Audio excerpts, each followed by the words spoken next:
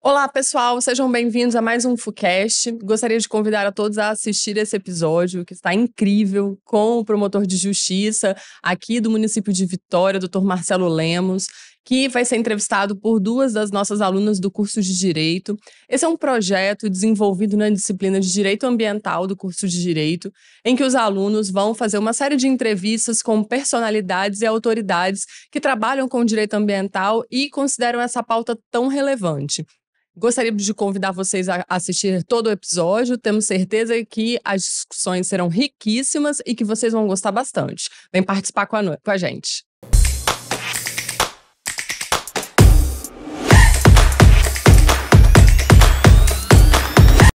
Boa tarde a todos os ouvintes do FuCast. Eu me chamo Vitória Deorce. Eu sou Júlia de Sai e sejam bem-vindos ao nosso episódio.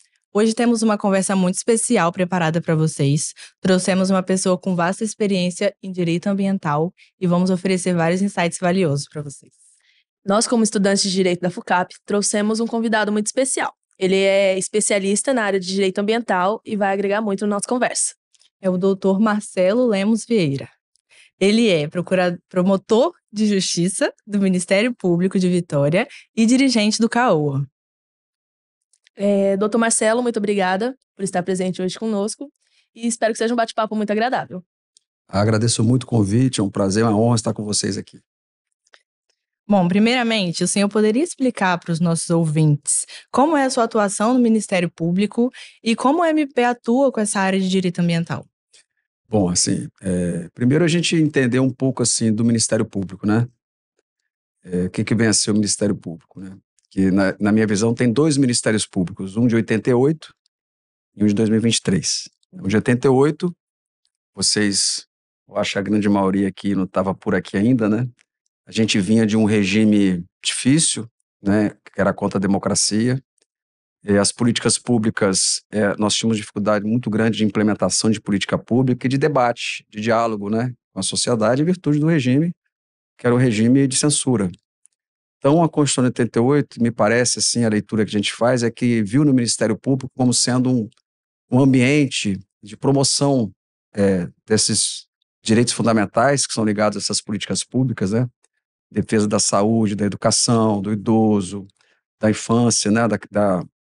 De todos os vulneráveis, né? E veio também, para nossa surpresa, pela primeira vez, um artigo específico tratando da proteção ambiental como um direito, em primeiro momento, difuso, e depois, com a construção jurisprudencial, já sendo considerado um direito fundamental. Então, veja bem, esse Ministério Público de 88, quando então implementado, e quando chegamos na promotoria no Ministério Público 2000, era ainda um Ministério Público muito voltado para comando e controle, né? Judicialização daqueles que eventualmente transgrediam as regras ambientais. Com o passar do tempo, essa atuação permanece, claro, de comando e controle, né? Nós temos esse poder de fiscalização, mas mais importante que isso, nós começamos a perceber que a sociedade de agora recente, da última década, é uma sociedade, e a gente pode ver aqui por vocês estarem aqui, né? É uma outra sociedade, é uma outra, em virtude do distanciamento que foi se dando daquele regime de censura e a implementação da democracia, do Estado democrático, e na abertura para o debate, e as pessoas poderem dialogar e construir a sua própria consciência, me parece que o Ministério Público passou a ter um papel mais de um indutor de política pública, mais como um palco de debate, de poder abrir espaço para que essa comunidade que está surgindo e que está aí de prontidão para poder tomar seu lugar, né? Tomar seu lugar como sendo o grande protagonista da efetivação dos direitos fundamentais. Então, a atuação hoje no Ministério Público, respondendo a sua pergunta, ela tem essas duas vertentes, né? Quando a gente tem um ambiente de diálogo, de possibilidade de trazer a sociedade para o debate e construir a solução da política pública, para mim é a maior satisfação que eu tenho, porque eu vejo que é o papel que eu estou exercendo, não de representação, porque essa representação me parece também discutível, né? Na verdade, a gente galga o cargo através de um concurso público. A gente não é escolhido, né, como é escolhido os outros representantes, né, seja do executivo, seja do legislativo.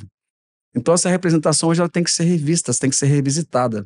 Então, esse papel do Ministério Público hoje, ele é um papel que tem que ser também revisitado. Eu não saberia dizer para vocês hoje, sinceramente, teria um conceito pronto para dizer o papel do Ministério Público. A única coisa que eu posso dizer para vocês é que a nossa atribuição, a nossa atividade ali à frente da promotoria ambiental é, num primeiro momento, de trazer a sociedade para, junto com o Ministério Público, junto com os poderes públicos constituídos, junto com a iniciativa privada, que é, em regra, aqueles que detêm o capital e que muitas vezes geram impactos, mas também geram riqueza, né? Com possibilidade de investir e trazer uma proteção ambiental. Então, a gente hoje diria para vocês que o Ministério Público é um lugar, é um espaço de diálogo para poder a gente construir e entregar esse direito fundamental tão importante que é a proteção ambiental. Incrível. Sabemos também que o senhor é dirigente do CAOA. Isso. Como que o senhor explicaria o que é o CAOA para os nossos ouvintes e como que ele atua? É assim, lá dentro da estrutura do Ministério Público, né, nós temos lá o primeiro grau, que são os promotores de justiça, e temos o segundo grau, que são os procuradores de justiça. É mais ou menos juiz e desembargador, né, guardando assim a similaridade. Os promotores de justiça trabalham pelo estado inteiro em comarcas, né, e tem lá suas atribuições. Então, tem colega, por exemplo, no interior, que ele tem atribuição criminal, atribuição civil, atribuição... Aí dentro do civil ele tem lá meio ambiente, consumidor, família, né? Então, para poder auxiliar esses colegas, a gente tem um centro de apoio. Então, você tem centro de apoio do meio ambiente, centro de apoio da saúde, em regra das políticas públicas, mas tem também centro de apoio criminal, que para mim também é uma política pública. Então, o que é o CAOA? É um centro onde você tem, como a matéria ambiental é transdisciplinar, nós temos um centro que é habitado por servidores, lotado por servidores de várias áreas, tem biologia, tem engenharia mecânica, engenharia agrônoma, tem agora com a questão dos animais, muito legal, a gente está tentando trazer veterinário, para poder justamente dar apoio ao trabalho dos promotores nas suas comarcas. Eu mesmo sou promotor de Vitória e sou dirigente de centro. Então, eu dou apoio para mim mesmo, né? Falo comigo mesmo. Então, assim, quando eu tenho uma demanda lá que eu não consigo resolver com a minha assessoria, que é um pouco técnica, que foge um pouco, às vezes, do mundo jurídico, a gente encaminha para o CAOA, eu faço um encaminhamento, e lá os técnicos, né? Tem geógrafo, né? E eles, então, me emitem uma análise técnica, né, do entendimento do Ministério Público naquela matéria, e a gente dá encaminhamento. Mais ou menos isso. Além disso, claro, aí só para poder complementar a pergunta, esse é um trabalho reativo. Nós temos um trabalho propositivo. Nós montamos um observatório, vocês estão lá, desde já convidados a conhecer, muito interessante, advindo de um termo de compromisso ambiental com a Vale ArcelorMittal. A ArcelorMittal entrou com a parte de software e uma empresa que montou uma plataforma, e a Vale com a estrutura física. Ficou bonito assim, igual de vocês aqui. E a gente tem lá, a ideia é a gente pegar os dados ambientais dos órgãos públicos e privados, por exemplo, os dados da CESAM, né? Dados, por exemplo, de estação de tratamento. Se você olhar lá o site da CESAM, é muito difícil a leitura. Então, a ideia é você pegar aquele dado, trabalhar o dado, já vir com aquele dado pronto para o promotor de justiça tomar decisão, se aquela estação de tratamento está de acordo com a legislação, se não está, e também facilitar o visual. Então, a gente tem a leitura técnica e também tem um visual através de BI, através de quadros comparativos, através de cores, né? Para você poder ter uma visualidade, um visual melhor. E também nesse observatório a gente tem hoje, é bom que vocês saibam, até interessante, talvez a FUCAP trabalhar, a gente tem plataformas hoje no Brasil, uma chama Mapa Biomas e a outra chama Brasil Mais. São plataformas que você consegue enxergar, dependendo do tempo, dependendo do local, com a distância até de 3 metros, e tem um olho, um Big Brother, uma vigilância da nossa floresta, né, da questão que envolve principalmente o desmatamento ambiental. Então, lá no observatório também eu consigo acessar essas plataformas e fazer uma vigilância mais apropriada daquelas áreas que eventualmente estão sofrendo a degradação ambiental através de alertas. E eles são instantâneos. É naquele momento que está acontecendo. E isso, há um tempo atrás, que vocês também ainda eram pequenininhas, você sabe como é que fazia isso? Fazia isso através de voo, né? Você tinha uma aeronave, ela vinha fotografando, depois você montava uma carta para poder observar através de fotografia se houve ou não houve degradação com comparativo. Só que isso aí às vezes demorava, tinha um delay de 2, 3 anos de um voo para outro, né? Sim. Então, quando você ia tomar providências, você já tinha perdido. E agora não, agora por satélite você consegue, evidentemente, a gente não consegue ainda resolver tudo no momento que a gente gostaria, mas a ideia é essa, né?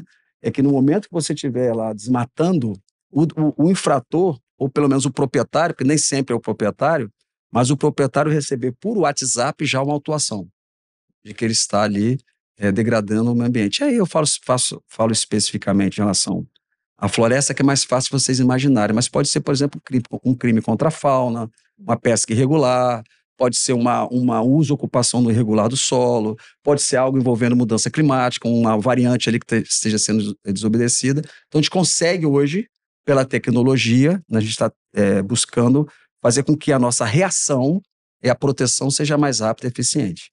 É mais ou menos isso que a gente faz no CAU. Só esse pouquinho de coisa. Só esse pouquinho, né? Doutor Marcelo, esse observatório fica no Parque Botânico da Vale? Não, o observatório fica lá na Promotoria de Justiça de Vitória. Eu achei incrível, inclusive o convite eu aceito. Já estão convidados. Vou gostar de ir. É muito incrível, entendeu? A tecnologia, ela traz coisas muito importantes. Quando aplicadas certas, Isso. entendeu? No direito ambiental pode trazer muitos frutos bons. É por isso que a gente não pode demonizar a técnica, né? O que acontece? Muitos que trabalham na área ambiental querem demonizar o capital, querem demonizar a indústria. Isso não funciona bem, porque tudo isso que nós estamos fazendo aqui, a possibilidade de gravar, de falar, tudo isso aqui é aço, né? Tudo isso aqui vem de mineração. A verdade é que nós temos que fazer agora é tentar mudar a racionalidade, né? A gente tentar fazer com que isso tudo continue existindo, mas de uma forma sustentável, né? Que haja um compliance, haja um comportamento de que, a partir do momento que você gera um microfone, esse microfone ele tem que durar uma quantidade X de anos, e para você trocar esse microfone, você vai ter que justificar por que você está trocando esse microfone. Mais ou menos com iPhone, tá? Nada de trocar iPhone todo ano. Não pode. Vamos falar a marca, né? Vamos trocar o telefone celular. Porque cada vez que você deixa de observar essa conduta básica, você está tendo que produzir um novo equipamento. Aí sim, esse novo equipamento é um avanço nos recursos naturais, aí você vai retirar do planeta o que ele já não pode mais dar. Então a gente precisa ter também essa mudança de compreensão, e aí a importância da tecnologia. Ou seja, a tecnologia é algo que, se utilizar de forma correta, de forma com um olhar ambiental, um olhar verde, que a gente costuma dizer, né, a gente consegue adequar a atividade econômica à proteção ambiental. Certo. Aproveitando esse gancho, a gente te acompanha pelas redes sociais e a gente viu que na semana... Estamos seguindo. Sim. Na semana passada ou retrasada, o senhor estava no Parque Botânico da Vale, no Supressor Sustentável. Isso. Você poderia falar um pouquinho mais sobre ele, explicar como funciona, qual o intuito? Eu fui surpreendido, assim, porque eles estavam fazendo aquilo ali, como é algo assim que, como eu diria assim, tudo que é estudo, né, científico, assim, eu acho que você tem que ficar testando ali, né, Popper, né, ficar testando ali até que dá certo, né. E foi uma surpresa muito grande, porque eles conseguiram transformar algo que é nocivo, que em tese você considera nocivo, ou seja, uma embalagem plástica que poderia ser jogada na natureza, ou então ir para um processo de reciclagem também, virar outra garrafa plástica, mas eles conseguiram transformar aquele plástico num polímero. O que é um polímero? Polímero é uma substância que você aplica nas montanhas de minério para poder tentar amenizar ou mitigar que esse minério arrastado pela poeira venha para a cidade. Então, foi interessante porque você retira o plástico do planeta, né? Do seu, onde ele poderia ser descartado de forma irregular. Infelizmente, esse descarte ainda não é o descarte, muitas vezes, regular, e você consegue transformar em algo benéfico. O que eu questionei lá, que é bom que a gente pense, que o ideal é que não tivesse a garrafa plástica. O ideal é que não precisasse fazer essa transformação. Claro que eu não quis falar isso lá, porque você, né, coloca água no chope, né? Mas, assim, Mas por que é benéfico? Porque enquanto você não tem a solução que é não usar o plástico, mas, por exemplo, usar o papel, que é muito mais fácil de degradar no ambiente e muito mais fácil de reciclar, você, é claro que é uma medida extremamente importante, até porque você está utilizando no processo industrial que nos beneficia aqui, que é a questão da partícula sedimentada. A boa notícia que eu ia dar para vocês, que eu estava numa das minhas aulinhas de inglês lá, e a professora, nós descobrimos que uma grande empresa de refrigerante, você fala o nome? Vocês não pode, né? Vocês não pode falar. Ela tá retirando do mercado a garrafa plástica e colocando no lugar a garrafinha de papel. E está em teste, né? E a empresa chama exatamente isso, em inglês, né? Garrafa de papel, garrafa de papel biodegradável, garrafa de papel, não sei o que lá, que vai substituir essas embalagens que a gente vê no supermercado. Então, assim, a evolução é muito rápida, né? Então, esse processo, por exemplo, que você viu lá da Vale, com o tempo, provavelmente, vai ter que ser facilitado. De reciclar o plástico, que é um processo industrial muito mais difícil, de você transformar o plástico num polímero, vai ser através do papel, que já tem. O polímero que é utilizado em muitos locais é um polímero de celulose. É um papel, se você olhar as pilhas de minério, muitas vezes elas são coloridas, você pode colorir. Por exemplo, eu gostaria que fosse vermelho e preto, né, por causa do Flamengo. Assim, de vez em quando eles fazem lá coloca lá, por exemplo, questão do outubro rosa, né, aí faz uma pilha, porque é de papel. Porque o papel, a celulose, ela é mais fácil de ser absorvida e não trazer malefícios ao meio ambiente. Bem bacana. Bom, nós gostaríamos de conhecer um pouco mais da sua trajetória pessoal agora.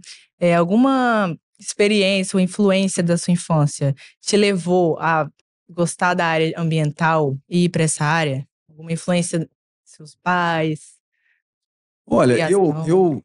eu sou... eu acredito muito com o tempo, eu passei a acreditar muito em destino, sabe, assim, as coisas mais ou menos são escritas, assim. Eu acho, sim, que tem influência do meio em que você vive. Se você nascer, hoje talvez menos, porque está todo mundo sendo muito afetado, mas se você nascer numa família industrial ou numa família em que você trabalha com produção e com riqueza, há uma possibilidade muito grande de você não dar tanta importância a uma proteção ambiental. Às vezes, muito pelo contrário, de você até ter um negacionismo. Porque infelizmente, ainda existem aqueles que não acreditam muito, por exemplo, nas mudanças climáticas. Né? Ainda existe o lucro pelo lucro. Acredito, sim, existe uma origem. Assim, eu sou filho de bancário, fui bancário, então eu participava nessa época aí de Direta Já, de 84. Se vocês buscarem lá, né? Tem que falar assim, né? Se vocês buscarem lá no Google, eu participei de um momento de redemocratização do país. Então tinha o pessoal que a gente pintava o rosto, a gente ia para a rua, para poder a gente realmente ter um país onde você tivesse uma menor desigualdade, né? O menor número de pobreza. Então eu acho que quando você trabalha nessa defesa desses direitos ali fundamentais, foi muito natural a minha migração para também defender um outro direito fundamental, que é o direito ambiental. Então tem um pouquinho de origem. E eu acho que também tem um pouquinho de tempo e de época, assim. Se você pegar todas as revoluções da sociedade em prol do meio ambiente, as mais significativas, são de 68 para cá. Foi o ano que eu nasci. Então eu acho que tem um pouco dessa coisa também sabe, de conspirar a favor. Então eu nasci numa época onde você tinha lá o movimento hippie, a primeira grande conferência de defesa do meio ambiente foi em 72, em Estocolmo. Então, assim, é tudo muito o tempo da minha vida que eu estou vivo, entendeu? Assim, o tempo que eu nasci até hoje é o tempo. Então, eu me vejo meio como fazendo parte de uma mudança de comportamento da humanidade. Isso é uma coisa interessante. Vocês estão chegando numa época em que, quando a gente fala, por exemplo, em associação, ir na comunidade discutir algum tema, ou estar aqui discutindo um tema, ter a liberdade de expressão, poder falar entrar com ação judicial e conseguir um liminar para fechar uma indústria. Isso para vocês hoje é muito comum. Na minha época não era. A gente teve que conquistar isso, né? Todo esse estado de direito hoje socioambiental, para a gente poder, então, hoje, estar construindo esse diálogo aqui com a sociedade, para poder, então, a gente ter uma defesa concreta e efetiva do direito ambiental. Então, eu acho, sim, que as pessoas, em regra, elas, quando se lançam em alguma coisa, têm uma origem, eu acho que sim. Não estou aqui dizendo que quem é filho de um industrial não pode ser um defensor ambiental, muito pelo contrário. Hoje é muito comum você ver as grandes empresas, né, os filhos, os seus empregados estarem debruçados nas questões ambientais, mas de um tempo para cá, não era a realidade da minha época. Mas então eu acho que esse fator de ter, em determinado momento, participado dessa redemocratização, junto com meus amigos da época, com toda aquela turma ali, me ajudou, eu acho que, a chamar atenção hoje para a importância de um direito tão fundamental e tão importante para todo mundo, para toda a humanidade, que é a defesa não é do planeta, né? A defesa a gente defende a gente, né? Porque o planeta vai continuar aí, né? Tem isso também, né? Eu estou defendendo o planeta. Mentira, o planeta vai continuar aí. O planeta é o cachorro, a gente é a pulga. Ele vai balançar, a gente vai cair, ué. Na verdade, o discurso nós estamos defendendo a humanidade contra ela mesma. Não é isso? Sociedade de risco? Sim. Né? Na sociedade de risco, então, é mais ou menos essa historinha aí. Mas e o senhor no dia a dia? Como que é? O senhor você pega e aplica os princípios da sustentabilidade dentro de casa, separa o lixo. Pois é, essa é uma questão assim, a gente, em regra, não mora sozinho, né? Uhum. Essa é uma luta diária, porque você, quando escolhe alguém para morar com você, você não pergunta se é ambientalista. É isso também, né? Mas o senhor tenta influenciar, então. Hoje está mais fácil, hoje eu tô uma vida mais, tô alone, assim, tô mais sozinho, fica mais fácil. Mas eu vou contar para vocês, em casa, claro, a gente faz a separação, eu moro num apartamento onde me proporcionou ter energia solar, então eu tenho energia solar, eu também tenho um aquecedor solar, né? Eu só não consegui fazer a reutilização da água porque como é um prédio, né, ele não cabe fazer, não consegui fazer, tinha que ser na obra. Então eu tenho energia solar, tenho aquecedor solar, e agora meu desafio é ir para o carro elétrico. O problema é que, e é uma discussão que foi até feita ontem aqui no Palácio, é o custo desses veículos, né? Eles têm um custo que não são acessíveis, né? Não há uma justificativa e não há razoabilidade nesses valores.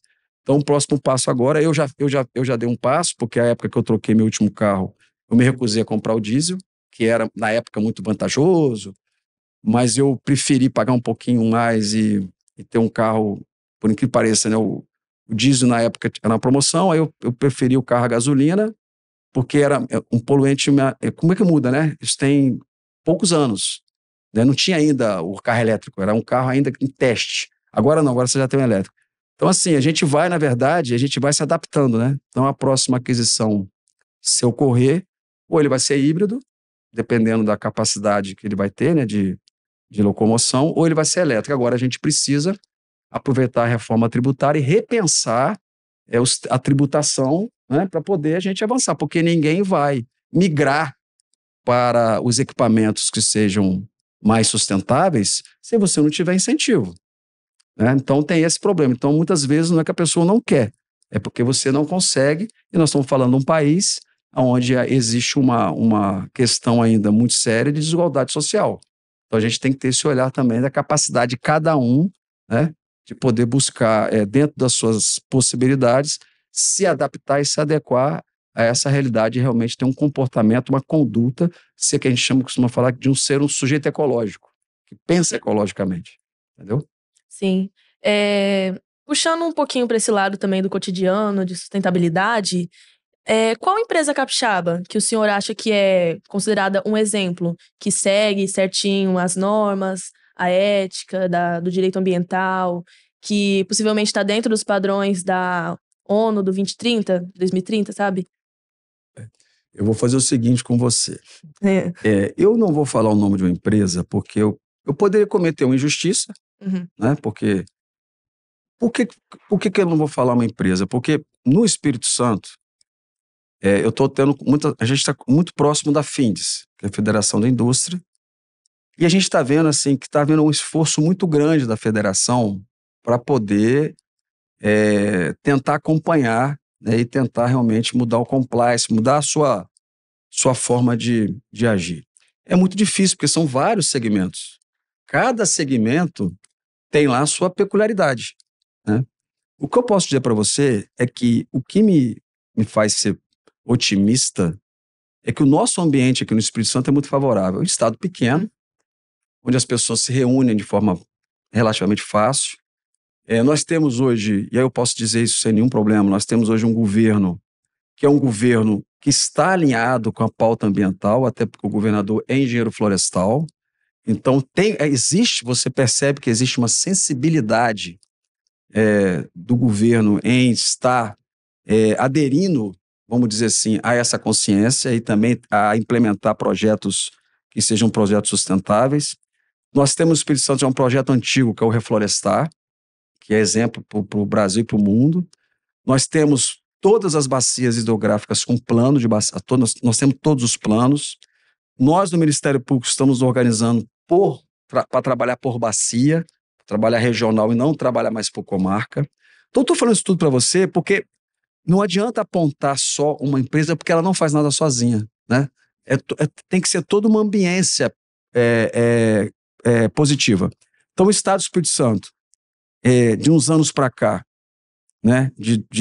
Vamos botar assim, de 2000 para cá, desse novo momento para cá, de 2000 para cá, a gente pode dizer mais ou menos assim, 2000 um pouquinho para cá, o Espírito Santo deu uma reviravolta política muito importante. Você vê como é que tudo se fala, né?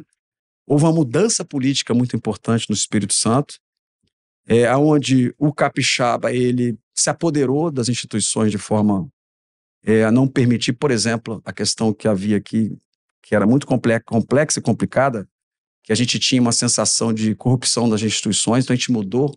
Hoje o Espírito Santo ele é um estado que a gente olha nos portais aí, a gente vê que é um estado organizado. Então, assim, é todo um ambiente favorável para que você possa sentar à mesa, né, e fazer com que a indústria, o serviço, a sociedade civil como um todo, ela mude, né, o chip, né, mude o canal, né, e tenha realmente passe a ter essa racionalidade ambiental tão falada pelo Henrique Leff, né? Eu aconselho a vocês, quem puder, se debruçar lá no Henrique Leff, é um mexicano, que ele fala da complexidade ambiental, né? O ser no mundo como ser ético-ambiental.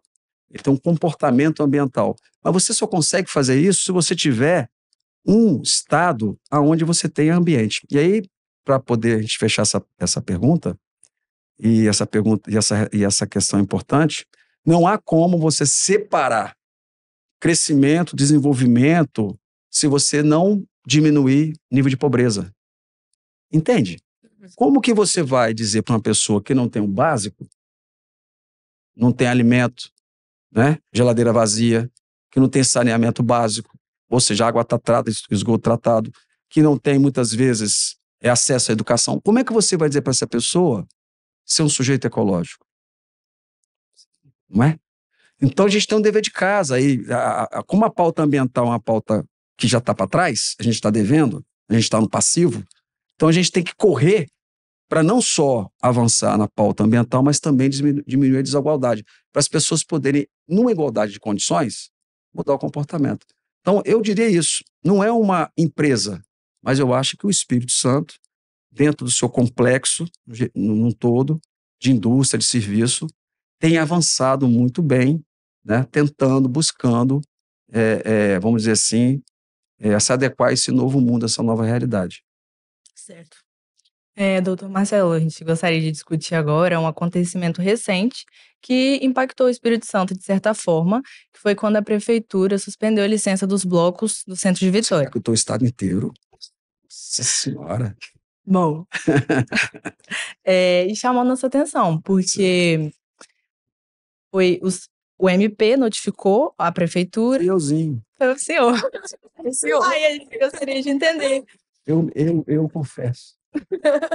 A gente Claro. gostaria de entender quais fundamentos que o senhor utilizou, Adorei essa pergunta. o que vinha acontecendo nos anos passados que, né, Assim, influenciaram. isso é legal, essa pergunta é legal, porque é bom a gente... Não foi a melhor forma de resolver, nunca é, né? É igual você chegar em casa e o filho, ou a filha, ou a esposa, o esposo, sei lá, ou a mãe, você ter vamos dizer assim, não concordar com alguma coisa, você ter que resolver de uma forma um pouco mais dura, né? Não é a melhor forma de resolver as coisas, eu confesso a você. Mas ali no centro, aí eu preciso contextualizar para vocês, o centro da cidade, é interessante o centro da cidade, é um local extremamente frágil do ponto de vista da sociedade. Porque ali, a grande maioria das pessoas que residem ali são pessoas mais idosas. Assim, é um lugar peculiar, né? São pessoas mais idosas. E mesmo aqueles que não são idosos, me parece assim que preferem estar por ali, pelo menos nos momentos de descanso, como sendo um refúgio mesmo, sabe? Eu quero ficar ali no meu cantinho, é um lugar ali que eu, né? E o centro, assim, de alguns anos para cá, vinha tendo muitos problemas, porque a prefeitura, o poder público, numa vontade justa de revitalizar o centro, eh, vinha promovendo alguns eventos de fechamento de rua, aí tinha algumas festas que fechavam as ruas, e a sociedade, a comunidade já vinha rejeitando aquilo, até que nós conseguimos, junto num debate muito democrático, sem precisar de uma notificação recomendatória, a gente conseguiu convencer a prefeitura, não era nem essa gestão, era anterior, de não realizar aquelas festas ali, porque as pessoas ali eram pessoas que elas não suportavam, né? Eram pessoas mais vulneráveis, não suportavam aqueles impactos ali. Mas você tinha que revitalizar. E só que revitalizar um bairro ou um local não é só fazendo festa, né? Você tem que promover a cultura. Você sabe que o centro de Vitória ali tem prédios públicos e privados, culturais, assim, com história. Então, assim, promover revitalização não necessariamente através de festa, né? Você pode fazer através de eventos culturais que não produzam aqueles impactos que produz, por exemplo, uma festa de carnaval. Quando os blocos começaram a surgir, eu não sei se vocês sabem disso, os blocos de carnaval tiveram um ápice muito forte em determinado momento, depois eles meio que desapareceram, os carnavais ficaram meio privatizados, e de uns anos para cá os blocos voltaram com força, né? Acho até porque a questão financeira fica muito cara você sair para um Rio de Janeiro, para a escola de samba, ou Salvador mesmo, né? Então as pessoas começaram realmente, de novo, a criar os blocos. Quando houve a criação dos blocos, os blocos começaram a funcionar, o que acontece? Você tem os impactos, né? Então você tem vários blocos, eu vou citar um, porque é onde eu morava, você tem ali, por exemplo, tinha um bloco lá que até nós ajudamos a fundar, o nome dele era muito legal, Tô Bebo. Nós fundamos o bloco era tranquilo, um bloco de pouca gente, né? Um bloco... No final das contas, o bloco virou praticamente uma escola de samba, de tão grande que ele ficou. Aí veio o trio elétrico. Resumindo, o bloco foi proibido. O bloco foi proibido, era Gente da Penha aqui. Sim.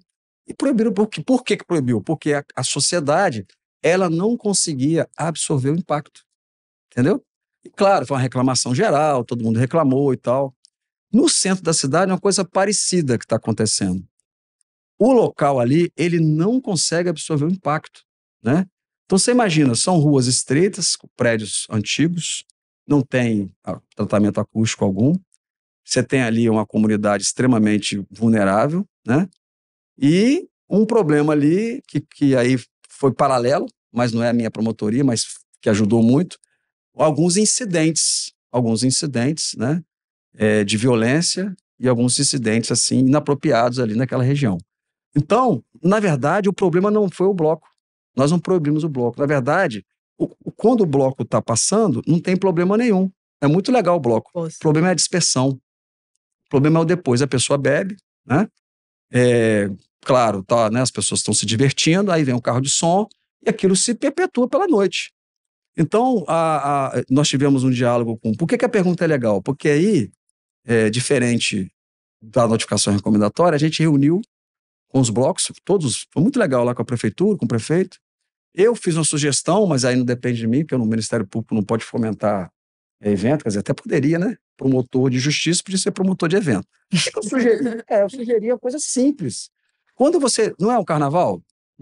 Não temos sambódromo lá, aquela área maravilhosa lá? Os blocos podiam terminar e ter uma festa lá depois. E as pessoas irem para lá.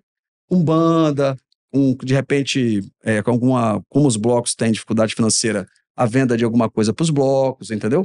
Porque o problema nunca foi os blocos. O problema é a dispersão e, infelizmente, o poder público não consegue, muitas vezes, resolver a dispersão. Como é que você vai ficar abordando um por um? Para de beber, para de gritar. É difícil. O direito de ir e vir, né? Aquela guerra de direito fundamental, né? Do direito de ir e vir e tal. Então, assim, tive uma reunião agora também com o vereador André Moreira, da Câmara de Vitória, também muito preocupado. Falei, estou à disposição para poder adequar. O direito fundamental da comunidade ao direito ao sossego e à proteção da sua dignidade de vida, que tem a ver com a proteção ambiental, né? A poluição sonora, não sei se vocês sabem, é a segunda pior poluição para a vida, para a saúde humana, só perde para a poluição atmosférica. Ela ataca o seu psíquico, ataca seu batimento cardíaco, a sua saúde cardíaca. É impressionante, porque ela irrita a pessoa de uma tal forma que existe algumas consequências graves nessa questão. Então, para equilibrar a proteção da dignidade da pessoa humana e a proteção ao lazer, o direito fundamental ao lazer, a diversão, e o carnaval é cultural no Brasil, a gente tem que sentar à mesa. Aí vem aquela história que eu falei para vocês lá do início. Qual o papel do Ministério Público hoje? Abrir as portas para o debate. E aí a gente está lá construindo uma solução que eu acho legal, que é tentar levar as pessoas, né, retirar as pessoas ali do local, de uma forma evidentemente pacífica, né, e até de incentivar, para que elas vão para um outro lugar, continuar se divertindo, porque é carnaval, né? Então a gente quer, às vezes, o bloco é cedo, a pessoa quer ficar um pouco mais, se divertir. Você vai que arruma um namorado no bloco e depois vai embora para casa? Não tem graça, né? Aí quer continuar namorando, mas tem que ir para um lugar onde não haja esse impacto, né? Não haja esse incômodo, né? Para as pessoas que muitas vezes nem querem, né? Querem ter ali sua tranquilidade e ficar em casa. É mais ou menos isso. Então, o senhor respondeu uma outra pergunta que a gente ia fazer, que é como que o senhor ponderou a cultura e o meio ambiente? Esse choque, né? É o que eu falei, nesse primeiro momento, como houve ali uma emergência, né, um reclamo muito grande, a gente teve que tratar de uma forma um pouco mais incisiva, né? Vamos dizer assim. Teve que usar o direito. Olha que interessante, o direito. Né? E agora a gente usa mais a filosofia, né? Porque o diálogo ele passa por uma construção filosófica, né? Então eu acho que a filosofia às vezes funciona melhor do que o direito, que é a regra. Porque a regra é fria, né? E a filosofia ela vive, assim, ela pulsa, né? Ela se desvela ali. Então eu acho que esse é a melhor forma de construir a solução. E claro, não é o Ministério Público, é o poder público, é a sociedade, são os blocos. E é legal que os blocos eles têm um monte de... Os blocos são todos diferentes, né? Um é afro, outro é não sei o quê. Então, assim, tem as bandeiras, os blocos têm bandeira. E essas bandeiras têm que sair à rua. Então, assim, você não pode nem imaginar não deixar um bloco sair. Tem que sair, o bloco tem que ir para a rua. É um momento também de manifestação cultural, né? De falar, né? É muito legal isso aí. Doutor Marcelo, nós gostaríamos de saber algum TAC, termo de ajustamento de conduta, que o senhor firmou com algum órgão ou empresa que seja curioso ou inusitado para contar para a gente. Assim, eu estou ali há mais de uma década, né? Ficando velho, né? Mais de uma década na promotoria. São muitos termos de compromisso. E, recentemente, uma outra forma de agir que é até mais democrática, porque também, assim, quando você vai construindo solução e vai construindo no diálogo, você vai criando credibilidade, concorda? Sim. As pessoas vão confiando, falar, vai lá que lá a porta está aberta para... Então, assim, a gente é procurado até por outras pessoas de outras comarcas para poder, né? Só que tem um colega lá e a gente vai, evidentemente, dar o apoio. Mas tem dois que são realmente excepcionais, que são justamente os relacionados ao Porto de Vitória. Nós temos aqui, vocês sabem, né, vocês já devem ter ouvido falar, nós temos um problema sério de suspensão de partículas sedimentadas, chamado pó preto, né? Isso é uma coisa que Eu, por exemplo, sofri com sinusite a vida inteira, minha filha já tirou adenoide, já fez cirurgia. Dificilmente você encontra algum morador da região que não tenha problema respiratório, né? E isso é uma realidade. Em algum momento da história, se vocês pesquisarem aí, o Espírito Santo é um estado que teve problemas sérios de desenvolvimento. A gente era praticamente um estado que produzia café, e o café teve uma crise muito grande, o estado faliu, sim, quebrou. Era uma época de muita pobreza, se você olhar as fotos da pena, sabe, as pessoas em filas com fome. E aí houve uma decisão do governo federal de, então, trazer indústria para cá, né? Aquela época ali do milagre econômico, dos anos 60, 70, né? Então, primeiro veio a Vale, que é uma mineradora, né, fazer diferença. Então, a Vale vai lá em Minas Gerais, nas jazidas de Minas Gerais, retira o minério, traz o minério para cá e exportava o minério para ir para algum lugar, transformar aquele minério em aço e produzir isso tudo que a gente vê aqui, né? Microfone, computador, carro e tal. E isso, evidentemente, era feito de qualquer forma. Naquela época, sabe, o primeiro evento de proteção ambiental foi em 72. Essas empresas chegaram aqui nessa época. Então, assim, não havia uma preocupação razoável com o meio ambiente, né? E, em seguida, veio a, então, chamada CST, Companhia Siderúrgica Tubarão, que é uma empresa que produz aço. Então, você tem o minério, a CST comprava o minério e já produziu aço. Então, isso agregava valor. Então, em vez de você só exportar commodities, que é o minério, você está exportando lâmina de aço. Então, o Espírito Santo dá um upgrade. Então, o Estado, ele praticamente, durante muito tempo e até hoje, depende muito dessa atividade. Muito dessa atividade. Só que venhamos e convenhamos com uma atividade extremamente impactante. Para mim é a pior. Você vai lá na pedra, né? Arranca a pedra, né? Tritura aquele trem ali, transforma numa outra coisa que é o aço. Quer dizer, todo esse processo, ele vai impactar, né? Então, quando a gente entrou aqui na promotoria, claro, eu já conhecia, que eu sou daqui, nasci no bairro de Santo Antônio, no dia de Santo Antônio, vim morar em Jardim da Penha, e conhecia a história, falei, não, a gente precisa resolver isso. E aí, num esforço muito grande com o poder público estadual, e aí vocês vão ter, eu tive um spoiler aqui que vocês vão entrevistar o governador Paulo Artung na próxima. Então, eu vou dar a deixa para vocês e para ele, que na gestão dele enquanto governador, ele também já meio que irritado com isso, porque isso traz para a gente, poder público, um desconforto muito grande, porque é o tempo todo a crítica em cima disso, e com razão, né? Então, o que é que nós fizemos? Nós chamamos as empresas, né, e dissemos assim, olha, ou vocês se adequam, ou não vai ter mais condições desse jeito, de a gente continuar com a produção no nível que está, né? Porque nós vamos ter que dar um jeito de resolver isso. E aí nós tivemos uma felicidade muito grande de conseguir trazer para cá a CETESB, que é a Companhia de São Paulo, de Saneamento de São Paulo, que trata também de questão de controle de qualidade do ar. Entra também lá no site que vocês vão ver que teve até uma novela de uma determinada emissora que tratava de poluição atmosférica de uma cidade chamada Cubatão. Cubatão. Cubatão, as pessoas andavam de máscara, de tanta poluição em virtude de mineração. Então a CETESB, essa companhia, conseguiu resolver essa questão. E nós conseguimos trazer a CETESB e as empresas, então, já sensibilizadas com o problema, e aí a gente tem que reconhecer que, infelizmente, o desastre que aconteceu ali em Mariana e Foz do Linhares, né? O Doce, de 2015, favoreceu no sentido de pressionar realmente que houvesse uma agilidade no sentido de buscar a solução.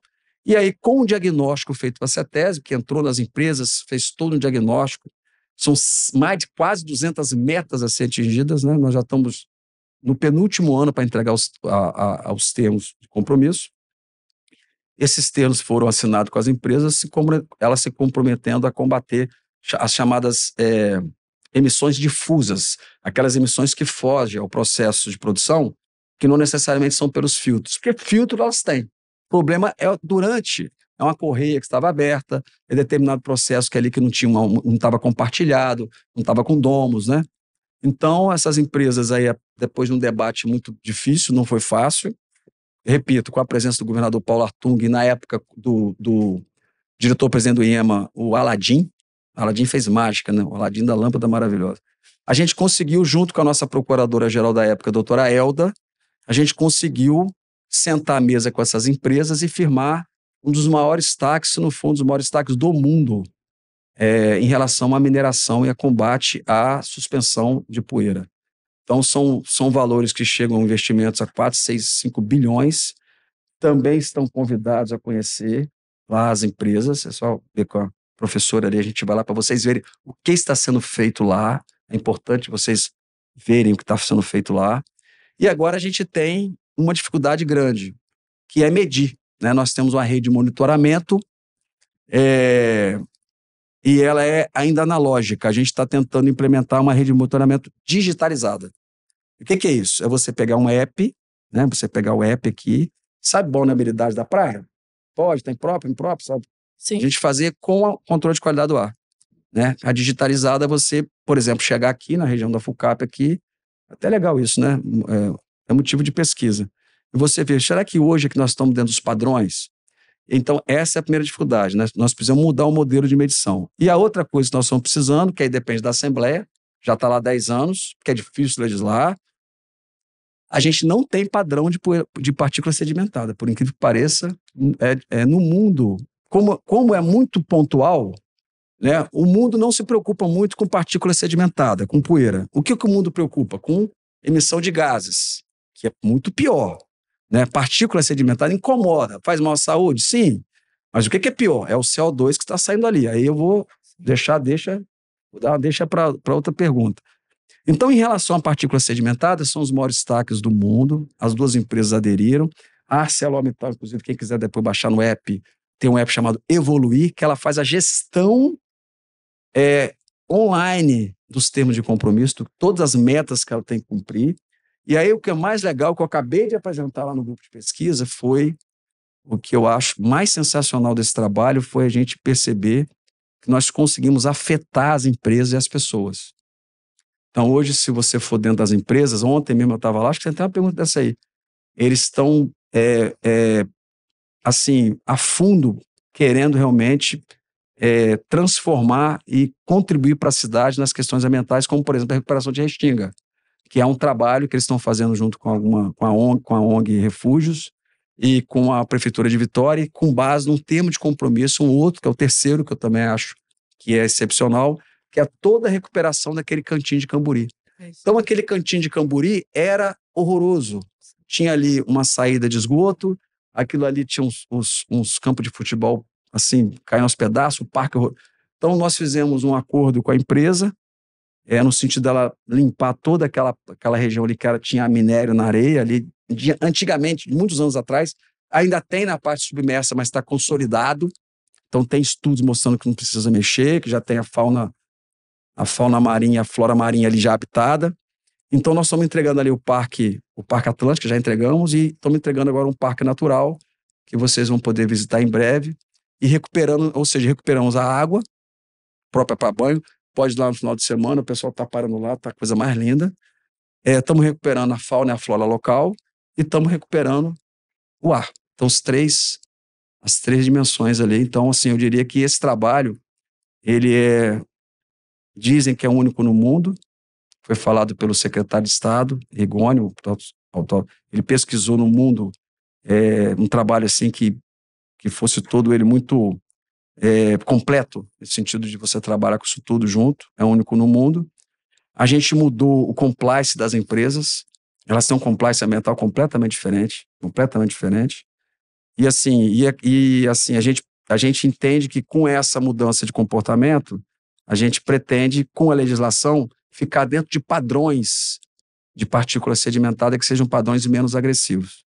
Tá? Mais ou menos isso, assim. Não há possibilidade da gente aqui na cidade ter, eu costumo dizer isso, zerar. A gente não vai conseguir ter um ambiente que seja totalmente limpo, em virtude da proximidade das empresas e do vento nordeste. Ou seja, foi escolhido um lugar ruim. Mas por que foi escolhido um lugar ruim? Porque não tinha nada. Né? Ali era isolado, né? A cidade de Vitória era lá no centro de Vitória, aquela parte de Santo Antônio, de Cotoquara, sabe qual é? Sim. De lá para cá não tinha nada. Então, só que na época não tinha esse planejamento, né, de crescer para cá, para lá de cá.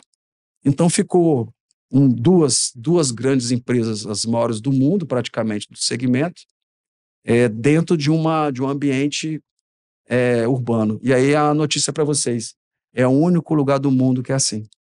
O único lugar do mundo onde você tem uma mineradora, uma siderurgia, dentro da região metropolitana. Você pode vasculhar o mundo, que você vê que elas estão sempre afastadas, né?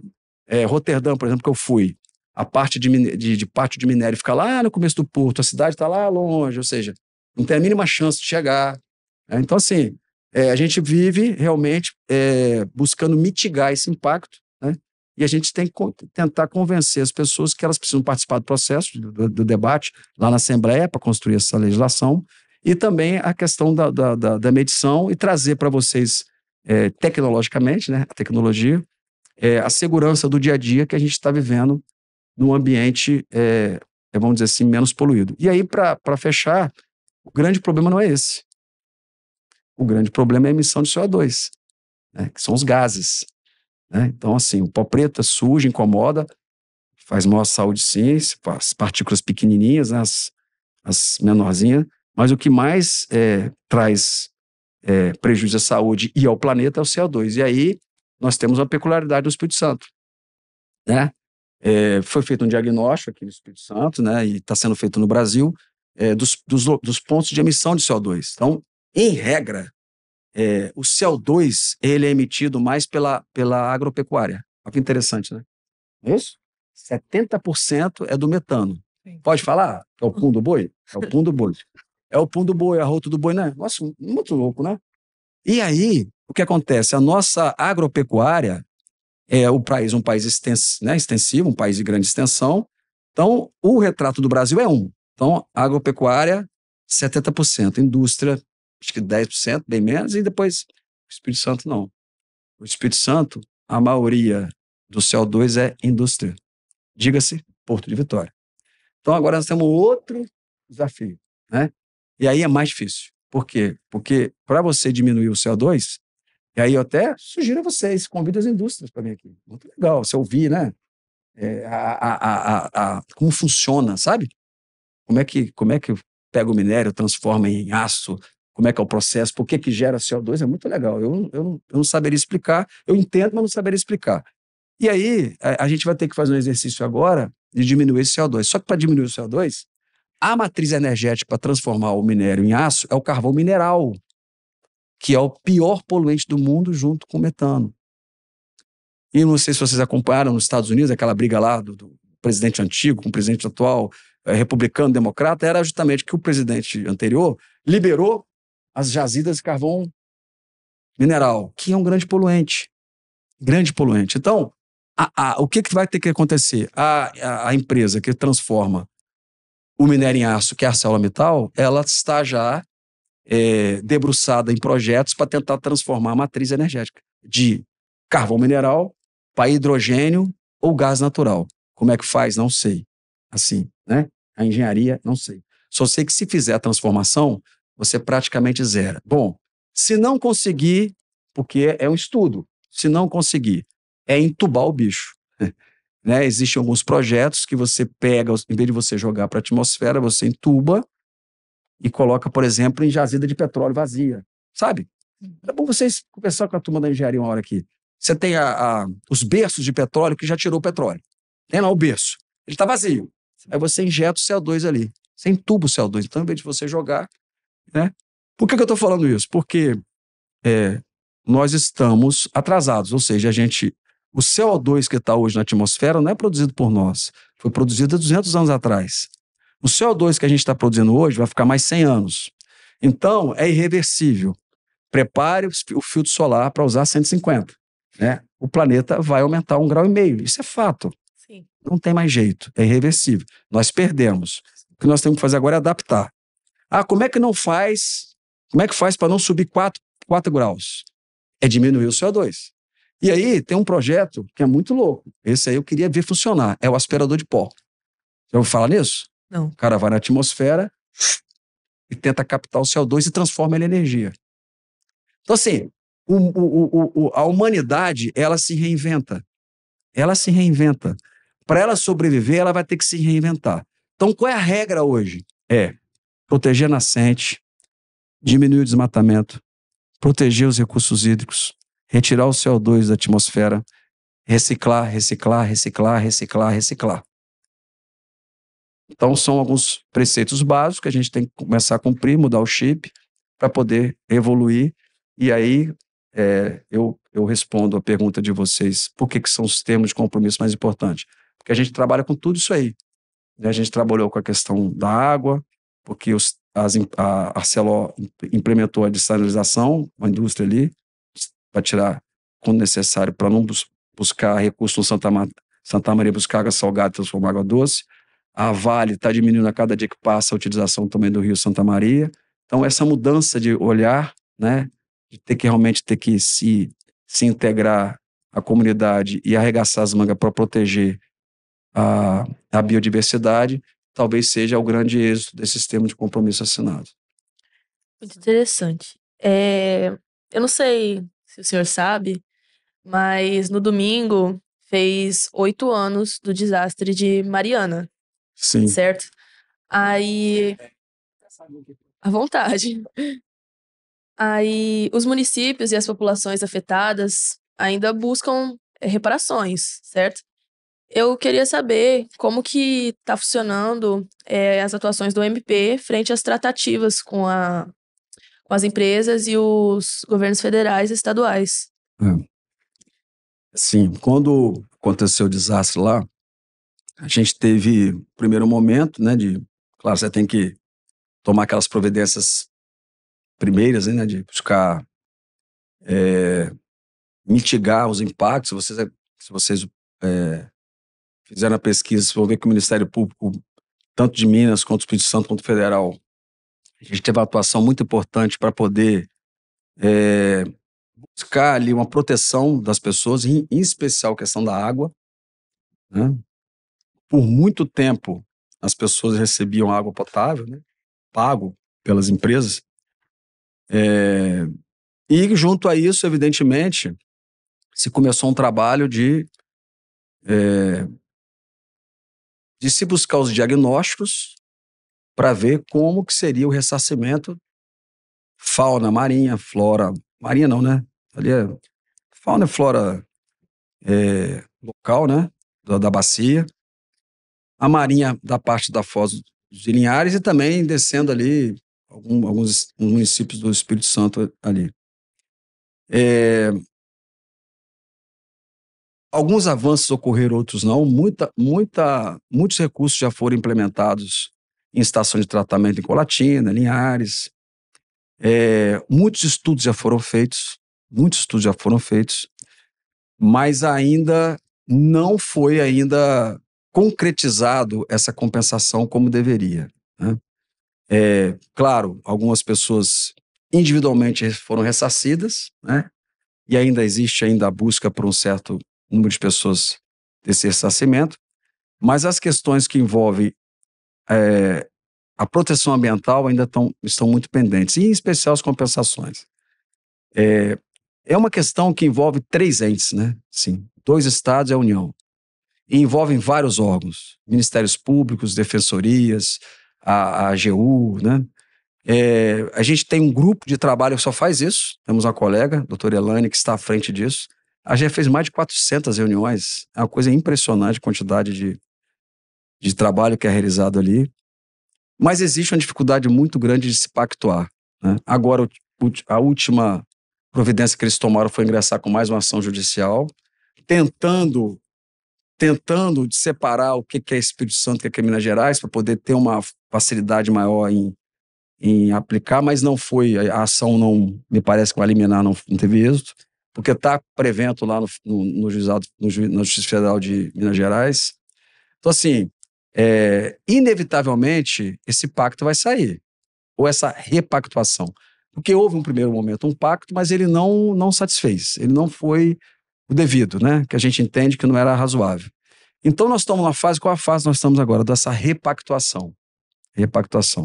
Aí você tem do outro lado a Vale, E aí eu sempre falo, a Vale tem uma divisão. Como é que o senhor trabalha aqui, trabalha lá? Pois é, são diretorias diferentes. Aqui é a diretoria portuária. Lá é a diretoria que trabalha com as barragens. São pessoas diferentes. Eu nem conheço as pessoas de lá. Tem uma posição, né? Você tem a Samarco e tem a BHP, que é uma empresa de fora, internacional. Então, assim, uma mesa de negociação dessa, ela é extremamente complexa, são muitos interesses, né? São inúmeros. Mas me parece que está tudo caminhando para uma repactuação. E aí é uma região, é uma bacia, aquela bacia do Doce ali, que ela vai ter uma possibilidade de recuperação muito grande, que os valores de ressarcimento são altos, né? Volta aí de 20 bilhões, 15 bilhões. Então, eu acho que está faltando realmente bater o martelo, mas está tudo caminhando para que a gente tenha essa repactuação. Diferente, por exemplo, de Brumadinho, onde você só tinha o estado de Minas Gerais. Então lá você tinha menos gente conversando, né? É mais ou menos assim, né? E aqui é uma turma grande, então assim, é realmente difícil caminhar. E a extensão do dano, né? Quase 600 quilômetros de dano. E aí são as variantes mais terríveis, as variantes mais desafiadoras possíveis. Por exemplo, qualidade da água, que até hoje existem estudos apontando que a qualidade da água não é boa.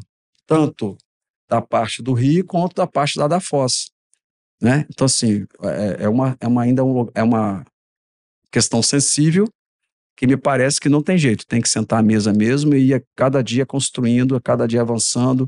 A Procuradoria-Geral do Estado, os governadores se reúnem, sabe?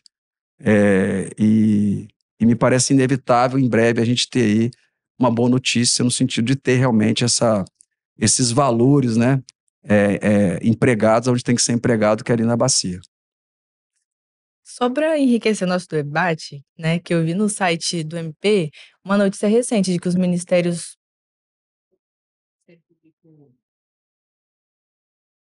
protocolaram uma petição pedindo a condenação de 100 milhões da Vale, BHP e do Samarco, né? No caso do rompimento da barragem de Mariana e do Rio Doce. O senhor acredita que esse dano ambiental será reparado nas cidades?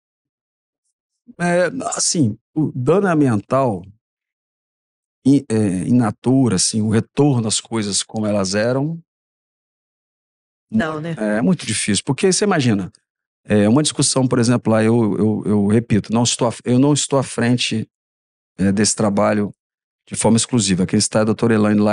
Mas o que eu sei, que eu ouço dizer? Por exemplo, a discussão se você deve ou não deve retirar o minério que está no fundo. O que isso pode ocasionar, né? É uma discussão. Então, assim, se você for retirar, você pode ter uma piora, né? Você pode fazer com que isso perpetue por mais tempo ainda, né? Porque você vai tirar ali, você vai mexer.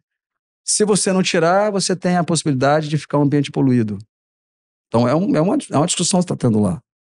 Então, assim, eu acho que dificilmente você consegue recuperar o meio ambiente como ele era. Por isso que você tem medidas de compensação, né? Você tem que compensar de alguma forma. Como é que você vai compensar? Por exemplo, tratando o saneamento de toda a bacia, todos os municípios ali afetados.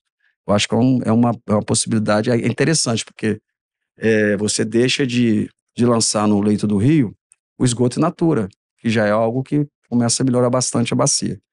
Mas como eu falei lá no início, né, o país é um país que fez essa opção, não é à toa que Minas Gerais chama Minas Gerais, né? Exploração de minério a vida inteira, ouro, de tudo quanto é jeito. Minas Gerais é um estado que ele tem N problemas de barragem ainda lá, com vários alertas. A gente até tentou um tempo atrás fazer um estudo para ver, por exemplo, uma viabilidade, se você teria como fazer um estudo mais profundo, que se rompesse lá uma barragem novamente, se você consegue evitar que isso ocorra como ocorreu, se você consegue frear isso de uma forma mais rápida. Eu acho que isso ainda é um desafio a se fazer. Mas, assim, eu acho muito difícil essa recuperação in natura. O que eu acho que pode acontecer são medidas compensatórias até para educação, saúde, sabe? Outras áreas de direitos fundamentais para poder minimizar o sofrimento ali de toda aquela região, né? O impacto daquela região que houve ali, que a gente lamenta muito. Mas são com as guerras e com as dificuldades que a gente cresce, né? Sim. Então, hoje você tem uma legislação de barragem diferente, um tratamento diferente, várias vedações, né? Então mudou muito a perspectiva de construção de barragens lá no estado de Minas Gerais. Bom, como comentado aqui, já ontem o senhor foi no encontro do Consórcio Brasil Verde, que tinha o objetivo de discutir estratégias de financiamento para as ações climáticas. Doutor, na sua opinião, quais são as soluções financeiras viáveis para a resolução desse problema, dessa discussão? O que foi mais comentado por vocês ontem? Assim, vocês já devem estar vem acompanhando, né? Que seria muito. É justo que aqueles que se beneficiaram durante o tempo com a riqueza, se propõem a pagar a conta, né? Então, assim, vamos contextualizar, né? Quando a humanidade ela se industrializa e ela busca, através da industrialização, um maior conforto, né? Porque, eu não sei se vocês já leram aquele livro do Homem Sapiens, lá do Yuval Harari, né? Que ele contextualiza isso bem, né? O que ele mostra? O progresso, a industrialização, que é tão demonizada muitas vezes, ela tem um lado muito positivo. A humanidade, em determinado momento, ela tinha problemas sérios com a fome. As pessoas passavam fome. Não tinha alimento para todo mundo porque você não tinha produção em escala industrial, né? Por exemplo, você não tinha agrotóxico. Olha que negócio louco, né? A gente combate tanto o agrotóxico, mas sem esse tipo de incremento na agricultura, você não conseguiria produzir em escala. Você também não tinha, por exemplo, muitas vezes as pessoas morriam por doenças. Você não tinha produção de vacina. Vacina é uma coisa recente na humanidade. Então, a industrialização, a tecnologia, vamos dizer assim, ela avança e traz para a humanidade uma segurança maior de vida, tanto que a nossa média de vida ela aumentou bastante. A gente vive muito mais do que há 200, 300 anos atrás, né? Às vezes você fala assim, poxa, mas aquele pintor lá morreu com 30 anos. Os caras morriam com 30 anos. Morriam porque adquiria lá uma tuberculose da vida e morria. Então, o que acontece? Essa opção pela industrialização, os países industriais, assim, se você pegar lá a Inglaterra, que é o país que talvez seja o símbolo de indústria, e a Europa como um todo, eles saíram na frente, né? E consumiram todas as suas reservas naturais, né? Se você andar pela Europa, você não vê floresta, você vê plantação. Você não tem floresta, né? Se você andar na Califórnia em determinado momento do ano, como eu já andei, se bobear, você morre queimado. Eu já caí dentro de um parque da Califórnia, em chamas, e passei aperto lá. É algo assustador, assustador. Então, esses países que se industrializaram, que se beneficiaram com os recursos naturais, né? Por que eu estou falando isso? Esses países, ali que está a fonte de financiamento. São os países mais ricos. São os países mais ricos. Vocês sabem que existe uma conta de que se tivesse mais 2 Estados Unidos, tinha que ter 4 planetas. Porque a sociedade americana é a sociedade mais consumista do mundo. O que significa isso, ser mais consumista? É que mais vai ao planeta e retira recurso natural. Aí eu pergunto a vocês, da onde tem que vir o financiamento? Tem que vir desses países. É muito injusto hoje você querer que o Brasil, que o México, que a América do Sul, que a América Latina, que foi extremamente explorada, a África, que foram... É muito injusto hoje querer que as colônias, vamos dizer assim, paguem a conta. Não é isso? Então, o grande debate é hoje, ontem foi falado isso, o governador do estado falou isso, que se fala a todo momento que tem trilhões à disposição para poder investir em infraestrutura. Por que investir em mitigação e adaptação à mudança climática? É mudar as fontes de energia, não é isso? Você sair da energia fóssil e da termoelétrica para a energia eólica, energia. A nossa situação aqui é mais fácil, porque a gente já tem hidrelétrica, por mais que ela tenha impactos ambientais, ela é mais limpa, né? A gente tem a questão do álcool. Mas, assim, quem é que tem que investir nos países para mudar essa matriz? Por exemplo, subsidiar a compra de carro elétrico, subsidiar saneamento básico, subsidiar combate a desmatamento, subsidiar a proteção de nascente. Então, o que foi debatido ontem, da onde vem esse dinheiro, da onde tem que vir esse dinheiro? Por isso que tem a COP, que estaremos lá, né? Nós estaremos lá do dia 29 ao dia 5 de dezembro, nós estaremos lá porque o grande embate no mundo hoje Não é o que fazer. Todo mundo sabe o que tem que fazer. É quem vai pagar a conta. São os acordos. Não é isso? Quais são os projetos que vão ser beneficiados? Então, no Brasil, por exemplo, existem vários projetos que já estão sendo tocados com dinheiro internacional, o Fundo do Clima lá na Amazônia, para combater o desmatamento. Então, assim, isso é muito falado, inclusive, pelo presidente da República, né? Cadê os 100 bilhões por ano que foi acordado em Paris? Então, gente, a questão é simples. Também tem um livro do Bill Gates, que ele fala da questão climática. Ele fala, a gente lança 51 bilhões de toneladas de CO2 por ano na atmosfera. Até 2050 tem que zerar. Como que você zera? Mudando a matriz energética. Como é que você muda? Com dinheiro. Com dinheiro. Porque assim, o ruim, sabe o que seria ruim? Se a gente não tivesse a solução tecnológica. Olha, não tem jeito. Todo mundo tá mortinho. Morreu, não tem jeito. Trata o Flamengo, é o último campeonato, ganha esse. Mas não é essa a questão. A tecnologia existe, a solução existe. Então vamos lá. Quer ver uma coisa? Olha que negócio louco. O europeu tá parando de comer carne vermelha. Por que o europeu tá parando de comer carne vermelha? Porque ele sabe que quem mais lança CO2 na atmosfera é o gado. Então ele falou assim, eu vou parar de comer carne vermelha. Só que quando você faz isso, vamos lá, vamos para a realidade. Isso quebra o Brasil, porque a gente exporta carne. A minha tia, se me ouvir, minha tia, ela vai matar, porque ela é vegana, né? Como é que você consegue? O boizinho tem sentimento para minha tia, eu sei. Mas eu sei disso, mas o problema é que a gente não foi criado assim. É a mudança do chip, né? Da racionalidade, né? A menina lá pega o carneirinho, colinho, né? E tá você comendo o carneiro lá, assadinho lá. Então, assim, é uma mudança de comportamento. Mas para fazer isso, vocês concordam? Então tem que os países ricos bancar os países em desenvolvimento. Falar assim, olha, eu vou fazer o seguinte, para o cara parar de ter a fazenda do boizinho lá, eu vou injetar dinheiro, vou dar financiamento para ele mudar. Ele vai, em vez de criar boi, ele vai criar, por exemplo, galinha. Eu estou falando isso, mas vou tomar pedrada, porque até a galinha também não pode. O pintinho sofre, né? Porque fica lá confinado. Mas você está entendendo? Sim. Então, é o dinheiro, é o financiamento. A gente tem que tirar a soja e fazer o replantio da mata, do Pantanal ali, que está sendo invadido pela soja e tal. Tudo bem, já sabe o que tem que fazer. Mas como que você vai fazer com um país que é o maior exportador de soja? Você mata o nosso agronegócio. Por isso que na hora que senta na mesa, a conta não fecha. A conta não fecha. Então, mudanças climáticas passam por um grande acordo de que os países ricos precisam definitivamente, realmente, efetivar os acordos que estão sendo feitos, de injetar financiamento nos países em desenvolvimento, para que os países tenham projetos, para que as pessoas, né, as empresas, a sociedade civil como um todo, ela mude seu comportamento, sua fonte de riqueza, que haja uma mudança de matriz energética e por aí afora. É realmente isso que foi discutido ontem.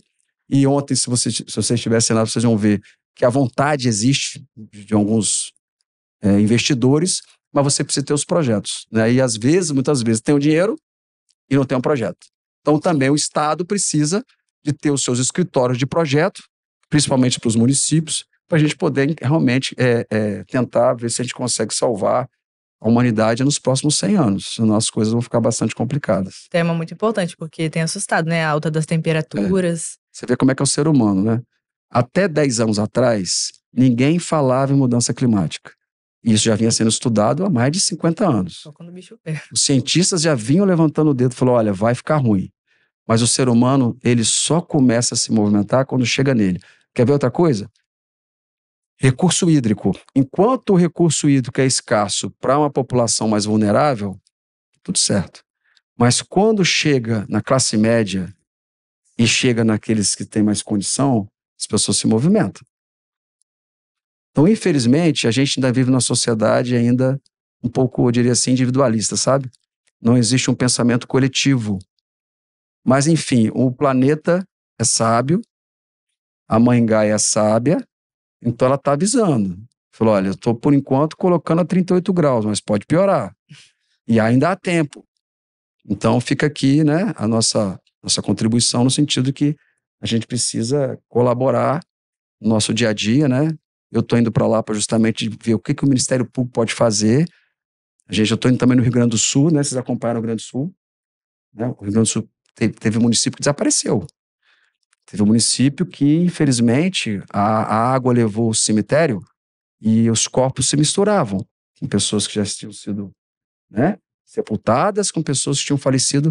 Então, assim, cenário de guerra. E aí, né, porque a gente está fazendo um evento lá dia 21 a 24, lá com o Procurador-Geral.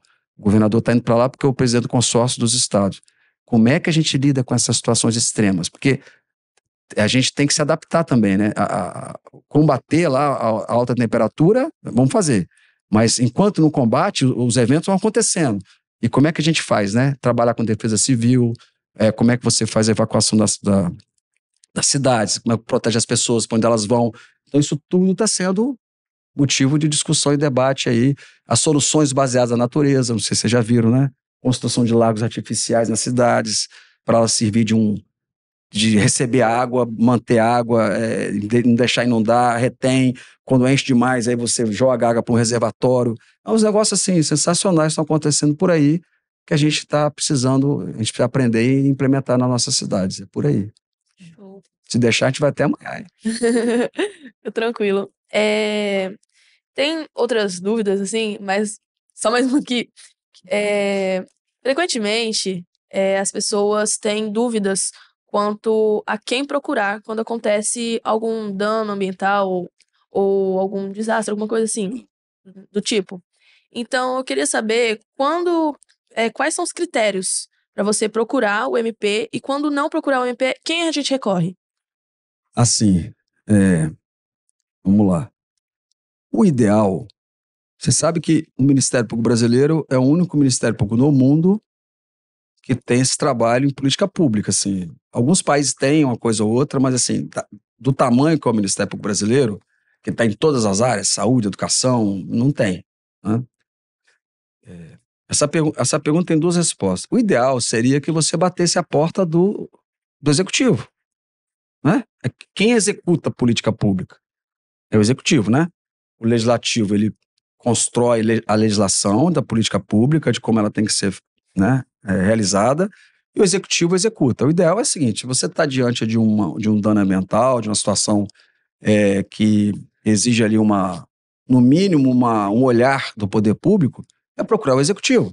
Então você tem lá, município, você procurar a Secretaria Municipal de Meio Ambiente, falou, olha, está havendo aqui um desmatamento irregular. Então, isso seria o certo, correto. Ah, mas eu não vou procurar porque o município lá, a Secretaria Municipal de Meio Ambiente, ela não tem efetividade. Aí começam os problemas que eu acho da nossa república, né? Aí você começa a procurar um outro ente, que é o Ministério Público, para ele poder acionar o poder público, para o poder público tomar aquela providência para sanar o dano ambiental. Olha que negócio meio esquisito, né? Então assim, mas é assim que funciona. Então, infelizmente, ainda o Estado brasileiro e o sistema, que é o SISNAMA, que é o Sistema Ambiental de Proteção Ambiental, que você tem União, Estado e Município, ele ainda não funciona como deveria fazer. Então, o que eu sugiro às pessoas? Se está diante de um dano ambiental, de uma situação, né, que você está vendo ali uma poluição da água, uma poluição, ou então um desmatamento irregular, ou um maus tratos aos animais, se você estiver num município onde você vê que o município responde, por exemplo, Vitória responde muito bem. Vitória tem uma Secretaria Municipal de Meio Ambiente muito boa, de muitos anos, né? Que ela é bem estruturada, responde muito bem. Procura o município. Se você vê que não tem resposta, procura o Ministério Público, né? Nós temos um site, temos a ouvidoria, cada comarca tem uma promotoria, e ali tem um promotor que trabalha com a questão ambiental. Então, assim, esses são os caminhos, né? E tem a Polícia Militar Ambiental. Se você está diante de uma situação, talvez, de maior perigo à vida de uma pessoa, de um determinado animal ali, e tiver um batalhão da Polícia Militar Ambiental, também pode procurar a Polícia Militar Ambiental, que é um dos maiores, vamos dizer assim, os entes, maiores parceiros que a gente tem, né? E aí tem o Instituto Estadual de Meio Ambiente, nós temos a AGEA, que é a Agência de Água, né? Então, assim, tem um número bastante razoável de órgãos públicos que podem ajudar. E tem as ONGs, né? Você tem algumas ONGs que também são. Esses dias, por exemplo, um tempo atrás, eu fui acionado pela ONG de Defesa dos Gatinhos, né? Os gatinhos, tadinho. Tinha uma obra aqui em Vitória, o sujeito estava fechando um pavimento embaixo e dentro do pavimento tinha uma criação de gato. Os gatos estavam lá, né? A família dos gatos, e os gatos estavam arriscados a ser soterrados lá. E aí, menino, pleno domingo, para promotor, secretário, vai todo mundo para a obra e salvamos os gatinhos. Mas eles nem sabiam, não dava para ver, os gatos estavam lá. Eu não sei quem descobriu que tinha um monte de gato lá. Então, assim, a ONG, foi uma ONG que foi acionada, e essa ONG lá de proteção dos gatos lá, que acionou a gente, e nós salvamos o gatinho. É isso, mais ou menos assim que funciona. Bom, Marcelo, a gente queria deixar esse espaço agora para você expor alguma iniciativa, algum projeto que queira divulgar, que a gente ficou sabendo que você está envolvido na criação do aplicativo HidroES, que está relacionado à segurança hídrica. Se você quiser, fica à vontade para falar sobre ele e outros projetos. Tá certo. Bom, gente, a gente tem lá inúmeros projetos, porque como nós trabalhamos, nós saímos, eu costumo dizer, nós estamos saindo, deixando de trabalhar com comarquismo e trabalhando de forma regional. O que é isso? Nós temos coordenações de bacia hidrográfica, tem coordenadores que vão trabalhar com a bacia. Se você olhar a história da humanidade, a humanidade ela se forma, né, nas bacias, não é isso? Então, assim, em regra, aquelas comunidades ali, aqueles municípios, têm muita coisa em comum, né? A imigração, né? A cultura, tudo muito parecido. Então, trabalhar por bacia. Então, um projeto grande que a gente tem é tentar implementar definitivamente, tirar do papel a importância dos comitês de bacia, que é onde que a gente chama de Parlamento das Águas, né? Vocês estão convidados dia 11 de dezembro, às 15 horas, a gente está lançando um livrinho lá no MP, que tem um artigo meu, professor Goretti, sobre justamente a importância do comitê como sendo o parlamento das águas. Porque você tem o usuário da bacia, você tem os concessionários, o CESAM, por exemplo, e tem o poder público ali no comitê. Então é um lugar democrático de você discutir o uso da água, a quantidade e qualidade do uso da água na bacia. Então eu acho que o maior projeto que nós temos hoje é implementar realmente essas coordenadorias. E temos as coordenadorias temáticas. Nós temos coordenadoria de controle de qualidade do ar e mudança climática, de saneamento, resíduo, animais, patrimônio histórico-cultural, porque a gente começou a perceber que a questão ambiental ela se tornou muito complexa e ela saiu do mundo jurídico. Não está só no mundo jurídico. E aí a especialização se fez necessária. É impossível você dominar. Se você me fizer uma pergunta muito específica de proteção animal, talvez eu não saiba te responder. Tem um colega lá agora, ele mergulhou no assunto, como Minas Gerais, Rio Grande do Sul, São Paulo, alguns estados já vem fazendo há algum tempo, de você ter um promotor exclusivo para trabalhar com proteção animal, por exemplo, patrimônio cultural, resíduos. Aqui nós temos uma colega que é referência nacional em questão de reciclagem, resíduo sólido, relação com os catadores, associação de catadores. Então, eu acho que o maior projeto que nós temos hoje é esse, é transformar, sair uma mudança de paradigma, de trabalhar por comarca, para trabalhar por região e trabalhar especializado. Então, assim, se vocês tiverem um tema específico, poxa, a gente queria entender melhor a proteção do patrimônio histórico-cultural. Poxa, vai ter um colega que vai vir aqui falar com excelência.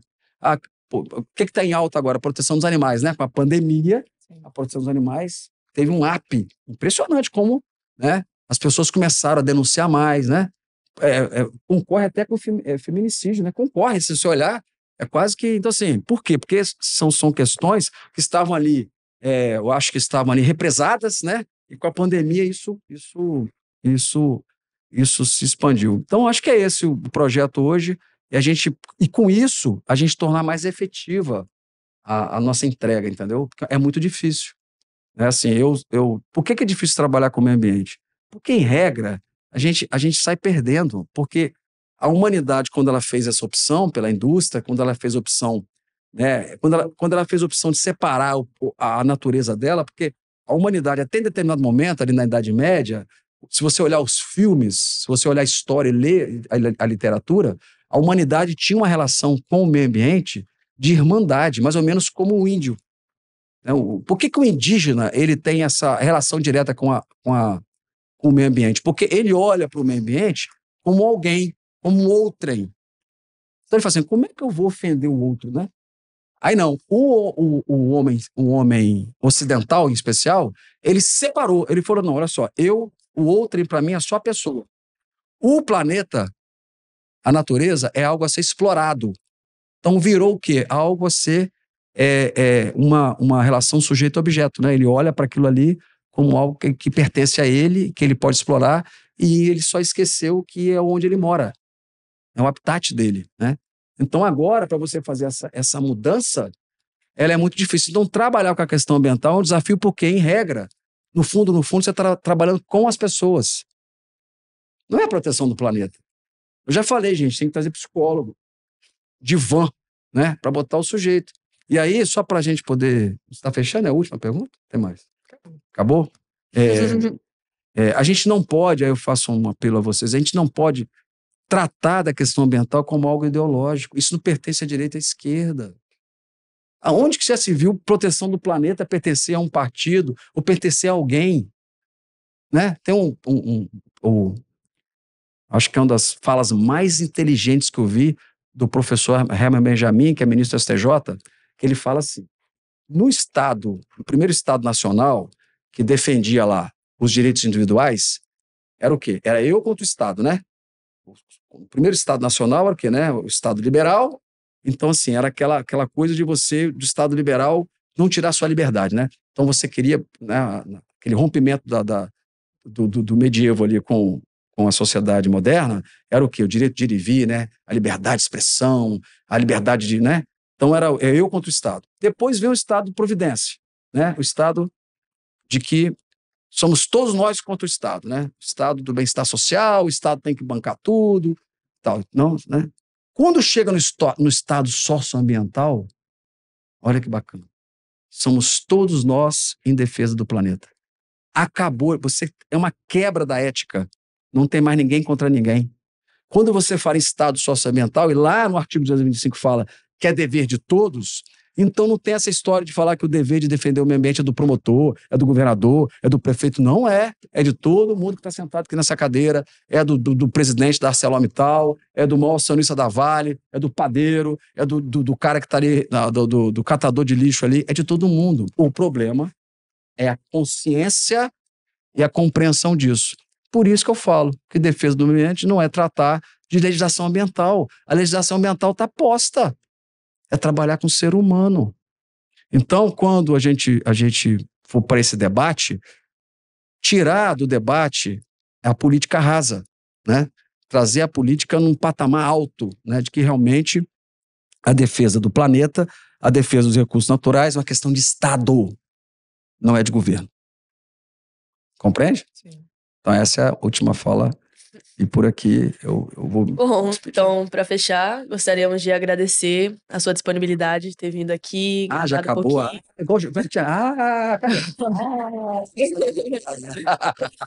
Poxa! Obrigado por ter vindo aqui, sanado um pouquinho das nossas dúvidas, ter aberto um tempinho na sua agenda. E é isso, gostaríamos de agradecer. Eu que agradeço muito.